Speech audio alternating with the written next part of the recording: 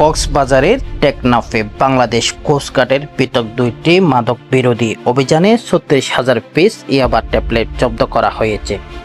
জব্দকৃত এই মাদকের আনুমানিক বাজার মূল্য ১,৮০,০০,০০০ টাকা। তবে কোস্টগার্ডের উপস্থিতি টের পেয়ে পালিয়ে যাওয়ায় এই ঘটনায় জড়িত কোনো মাদক কারবারিকে আটক করা সম্ভব হয়নি।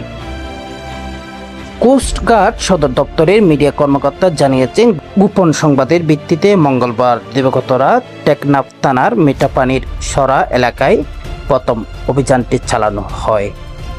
সেখানে তল্লাশি চালিয়ে পরিত্যক্ত অবস্থায় ১৬,০০০ পিস ইয়াবা জব্দ করে কোস্টগার্ড স্টেশন টেকনাফের একটি দল। এদিকে আজ বুধবার দুপুরে দ্বিতীয় অভিযানটি পরিচালিত হয় টেকনাফের জাদিমোড়া রোহিঙ্গা ক্যাম্প ২৭-এ। কোস্টগার্ড এবং আর্মড পুলিশের ব্যাটালিয়নের একটি যৌথ দল ওই ক্যাম্পে একটি বসতবাড়িতে তল্লাশি চালিয়ে অভিনব কৌশলে ঢুকে এলাকা আরও ২০,০০০ পিস ইয়াবা উদ্ধার করে। অভিযান শেষে উদ্ধারকৃত ইয়াবা ট্যাবলেটগুলো পরবর্তী আইনি প্রক্রিয়া সম্পন্ন করার জন্য টেকনাফ মডেল থানায় হস্তান্তর করা হয়েছে। মাদক নিয়ন্ত্রণে কোস্টগার্ডের এমন জটিকা অভিযান অব্যাহত থাকবে বলে জানানো হয়েছে। Mohammad Arif, news desk, DB Bangla news.